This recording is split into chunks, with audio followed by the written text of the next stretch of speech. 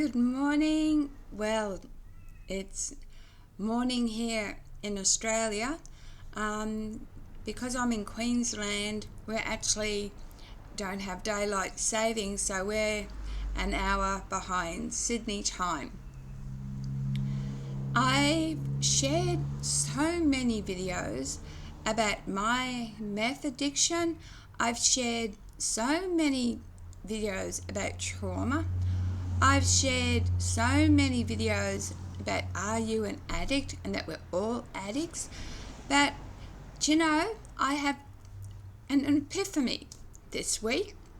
When I did my video on thoughts the other day, I thought I've shared all these things about addiction and trauma and what leads to addiction and drug use and I've even done videos on different types of addictions like fentanyl and heroin and stuff like that.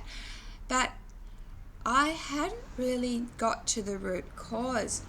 Now, I've shared that addiction, there's, how you can, when you like a substance or whatever it may be, shopping, gambling, the internet, work, the gym, when you're addicted, that it's filling an unmet need, or that originally it started off as a social peer pressure or it's numbing. But I have been so narrow-minded in my views because I had this epiphany this week about thoughts and really behaviours that lead to addiction. And until we address our thoughts and behaviours that lead to addiction, we're always going to be addicted. And there's truthfully and honestly no cure. This is an ongoing therapy, healing, long time journey. And I'll keep having epiphanies, and recovery isn't a linear thing. You don't just keep going up and getting better. It's like the sea. It rolls and rolls. And toxic situations and toxic people, what I'm trying to say is I thought that only happened, with drug addiction.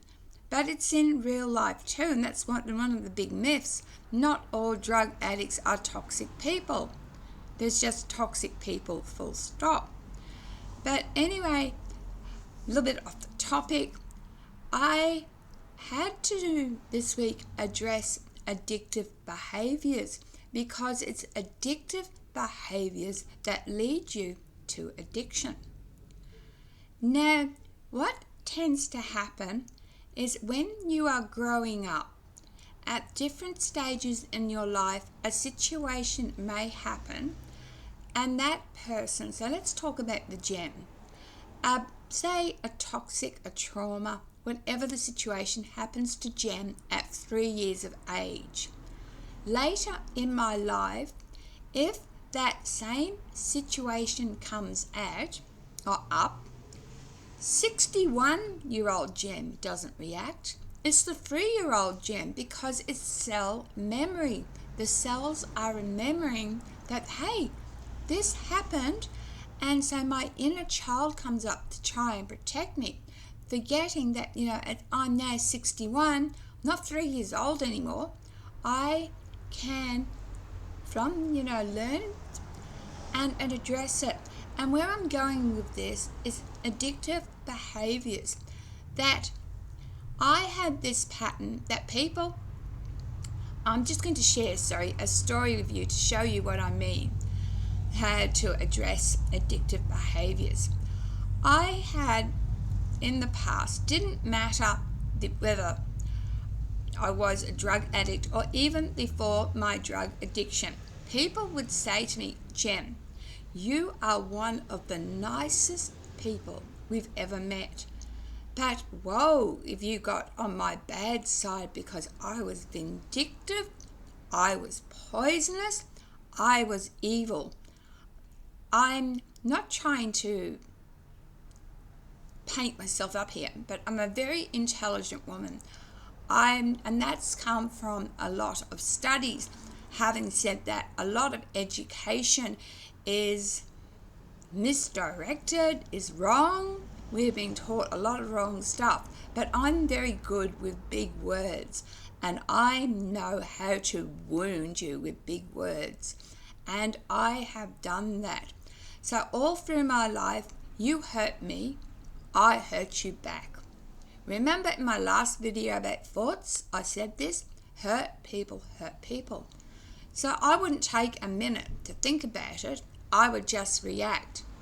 Now these sorts of behaviours, because of my trauma, and that's traumatic, being hurt, leads into addiction, leads into numbing that pain. So my epiphany was realising that I've got rid of my addiction, I'm clean, but I've still got addictive behaviours. And until I address those addictive behaviours, I'm going to be addicted to something. My addiction from meth might change to addiction to sex, or addiction to shopping, or at the moment food binging. And someone shared today in a meeting that when we talk about minimalisation, where do we stop? Because we were sharing that we all find it hard, that it was like me with drugs. You don't just stop at one, you get wasted. So you don't just stop, food binging. You eat and eat and eat and eat. You don't know how to stop. Drinking, you don't know how to stop. I remember, with alcohol times, when I was binging, I'd have one glass and say, yeah, I'll stop at 2. No, didn't stop at 2. Had 4.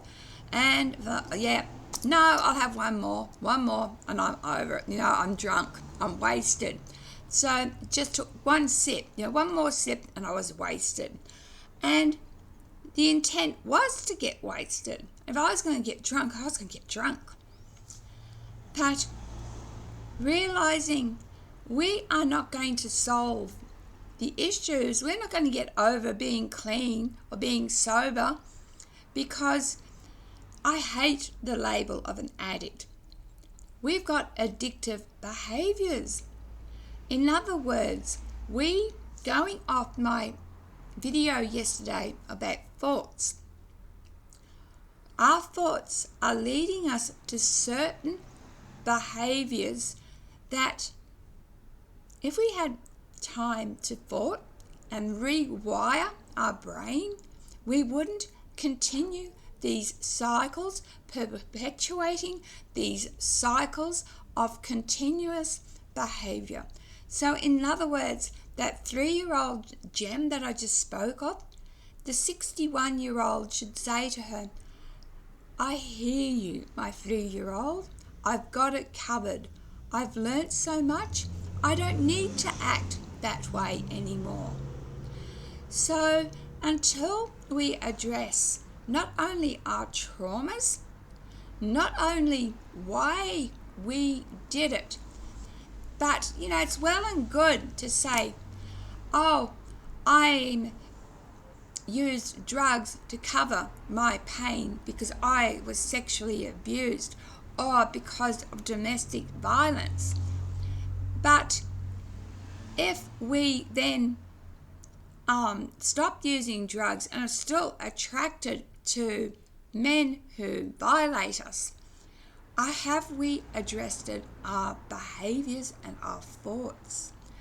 So it's all about rewiring our brain to change our behaviour modification.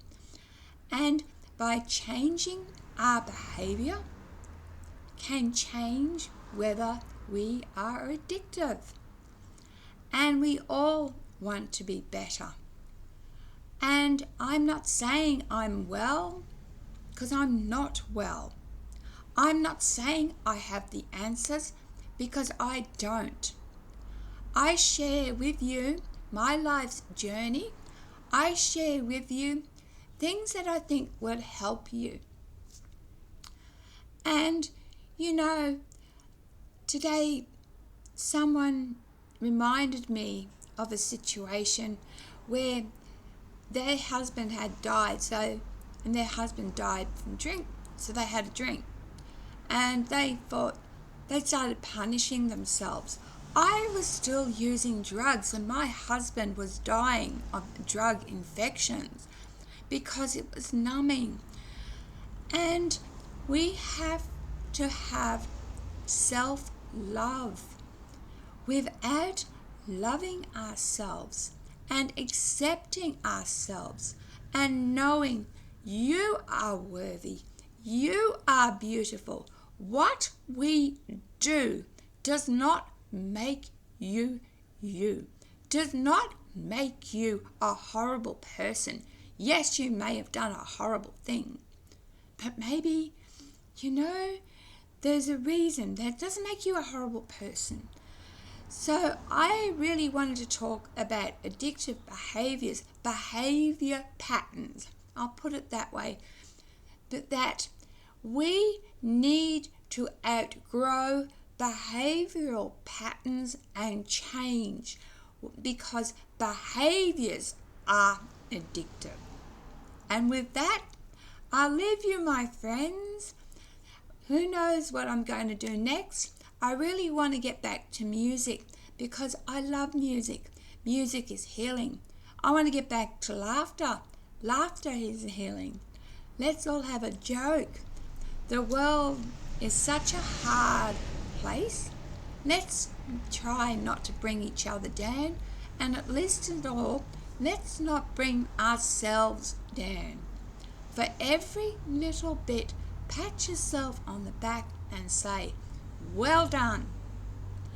Thank you. Love you. Have a good week.